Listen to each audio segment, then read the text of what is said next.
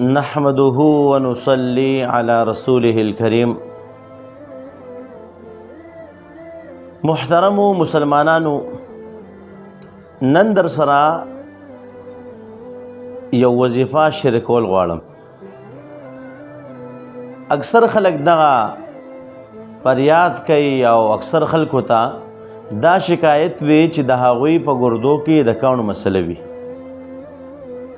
نو زه چې تاسو ته کوم وظیفه درخیم محترمو، اول نمبر خبر خدا دا چې دا وظیفه چې مونږ کوو نو په یقین سره به کوو او په هغې باندې اوبه دمو او بیا هغه سکو.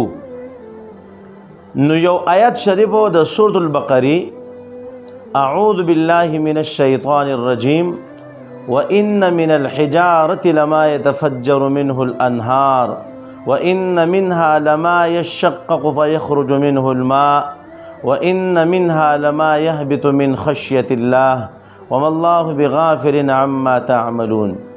چې دا آیت شریف مونږه سلويخ پیری هغه وایو او باغی باندې اوبه دمو او به سکو، بس مسلسل په دې باندې مونږه عمل کوو.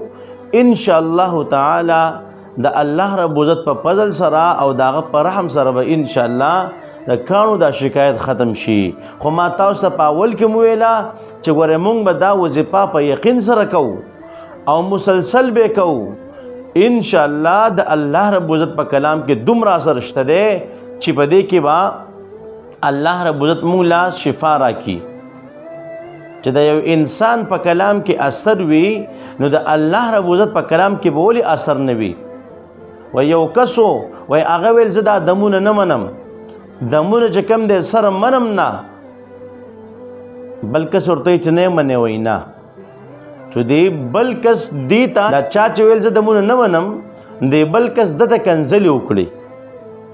چې دته کنځلې وکړي دا به ډېر زیات خفه شو، ورته و چې تا ماته دا کنځلې ولې وکړې، تا خو تا زما بېزتي وکړه. هغه ورته وایي چې ستا د خبرې جواب تا ته میلاو شو، ته وایې چې زه دم نه منم.